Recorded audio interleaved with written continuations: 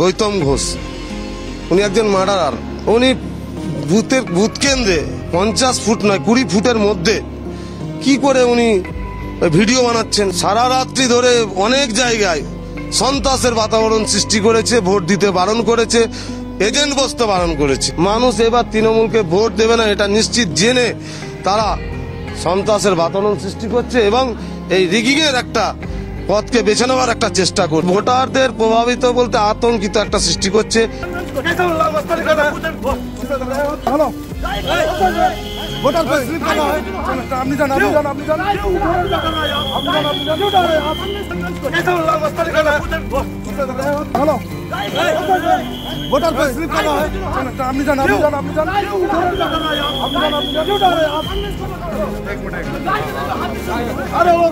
জঙ্গিপুর বিধানসভা 40 নম্বর বুথে গিয়ে তৃণমূলের ব্লক সভাপতি এবং বিজেপির প্রার্থী ধনঞ্জয় ঘোষের সঙ্গে হাতাহাতি ঘটনা ঘটেছে এবং তারপরে তিনি এই মুহূর্তে রঘুনাথগঞ্জ থানায় এসেছেন অভিযোগ জানাতে। আমার সঙ্গে রয়েছেন জঙ্গিপুর লোকসভা কেন্দ্রের বিজেপির প্রার্থী ধনঞ্জয় ঘোষ। ধনঞ্জয় দা, কি ঘটনা ঘটেছিল যেখানে আপনি থানায় এসেছেন এফআইআর করতে?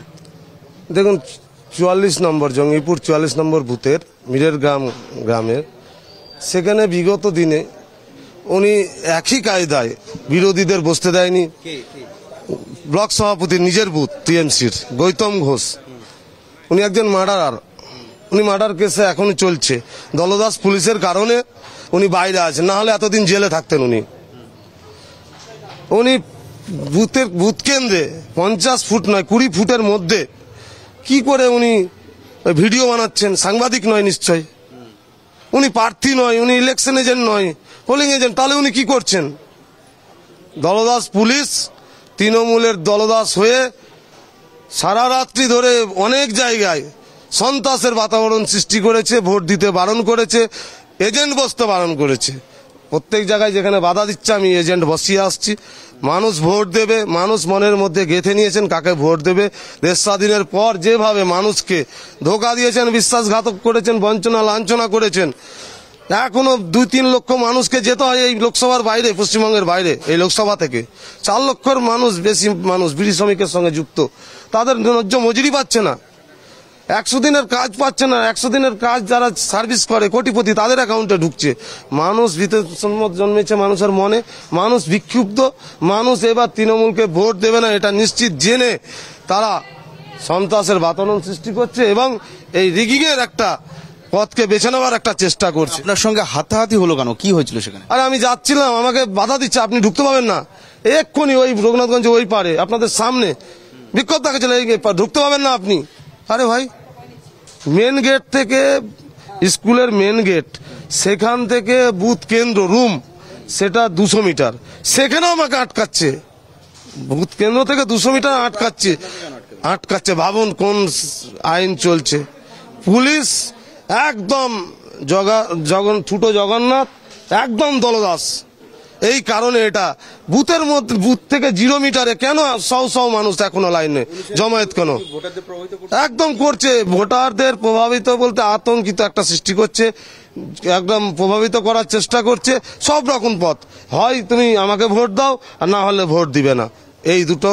উনি কোন পর্যায়ে পৌঁছে যে আপনার সাথে হাতাহাতির ঘটনা ঘটলো? দেখুন, উনি ভালো করে জানেন কি এইখানে মানুষ ভোট দিলে তৃণমূলের বিরুদ্ধে ভোট দেবে 99% মানুষ। আর এটা জেনে তার যে চাকরি থাকবে না ভোটের পরে, তার চাকরিটা থাকবে না, ব্লক সভাপতি থাকবে না, মার্ডার করার পর যে বাড়িতে আছে বাড়িতে থাকতে পারবে না, জেলে চলে যাবে। এই কারণে বিজেপির প্রার্থীর উপরে হামলা করেছে। আপনি যে অভিযোগ করছেন আপনাকে আক্রমণ করা হচ্ছে, যে ভিডিও দেখা যাচ্ছে সেই ভিডিওতে দেখাচ্ছে আপনার দুজন পরস্পরের গায়ে হাত আগেই এটা করেছে। যখন আমার উপরে হাত চালায় তখন ভিডিও হয়নি, তখন অলরেডি ক্যামেরা হয়নি। যেটা দেখছেন এটা পরে, কিন্তু তার আগেই আমার উপরে আক্রমণ করা হয়েছে, একদম ঘুষি মেরেছে। তারপর আপনি এখন এফআইআর করলাম তার বিরুদ্ধে এফআইআর করলাম। নির্বাচন কমিশনেও আমি অভিযোগ জানিয়েছি। তো সে নির্বাচন কমিশনে অভিযোগ জানিয়েছে। আরে সে তো নিজে বাঁচার জন্য পাল্টা এটা করছে, পাল্টা করছে। থানায় অভিযোগ নিয়েছে? একদম দিলাম, এক্ষুনি দেখা যাক। বিজেপি প্রার্থী ধনঞ্জয় ঘোষ তিনি এই মুহূর্তে রঘুনাথগঞ্জ থানায় এসে পৌঁছেছেন। তার যেটা অভিযোগ, তৃণমূলের যিনি ব্লক সভাপতি রয়েছেন রঘুনাথগঞ্জ ব্লক 1 নম্বর ব্লকের যিনি তৃণমূল সভাপতি অজয় ঘোষের বিরুদ্ধে তার অভিযোগ সেই সময় তার উপর হাতাহাতি হয়েছে এবং তারপর বিজেপি প্রার্থী মধ্যে ধনঞ্জয় ঘোষ এই মুহূর্তে এসে পৌঁছেছেন রঘুনাথগঞ্জে তার নিজের অভিযোগ দায়ের করতে। কি হচ্ছে মানে তৃণমূলের হারবাদ বাহিনী দেখাতেই হবে? কি হচ্ছে দেখতে পাচ্ছেন আপনারা? আপনি ভোটারকে কনভিন্স করছেন। কোথায় একটা ভোটারকে জিজ্ঞেস করুন। আপনি হাতের ইশারা আপনি দিয়ে বিগত দিনে 3 ইলেকশনে এজেন্ট বসতে দেননি। না আমি আর আপনি সেটা করতে চাইছেন। ইলেকশন আপনারা পাননি, ইলেকশনে আপনারা পাননি। আছে আপনারা ভোটার সকালবেলা এসে শান্তিপূর্ণ একজন যদি বলে দেয় শান্তিপূর্ণ করছে। শুনেন, তৃণমূলের বেশি হারবাদ বাহিনী হতে যাবেন না। বিজেপির প্রার্থী দেখুন ওই বুথে ঢুকে আপনি কি করছেন এখানে? আমি ভোট দিতে এসেছি। আমার ভোট কোথায়? লাইন কোথায়? লাইন কোথায় আপনি? লাস্ট লাইন আমার কোথায়? লাস্ট লাইন আমার, লাস্ট লাইন আমার এটা। দেখে গেছে ভোটারকে कैसे मस्तानी कर रहा है? हेलो वोटर को स्लिप कर रहा है। आपने जान क्यों डर रहे हैं आप? एक मिनट अरे वो उसको लाइन पे भेजिए, नहीं तो उसको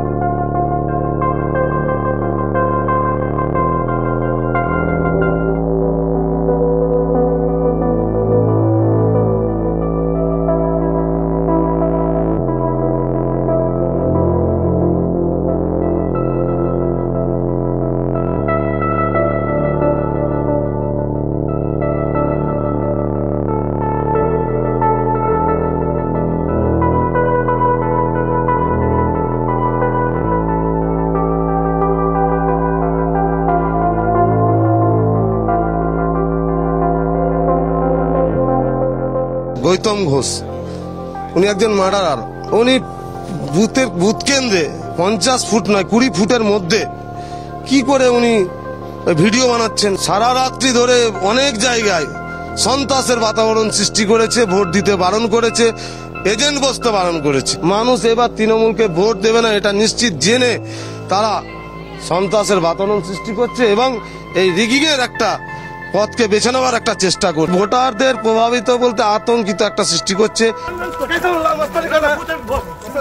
হ্যালো वोटर को स्लिप कर रहा है। आपने जान क्यों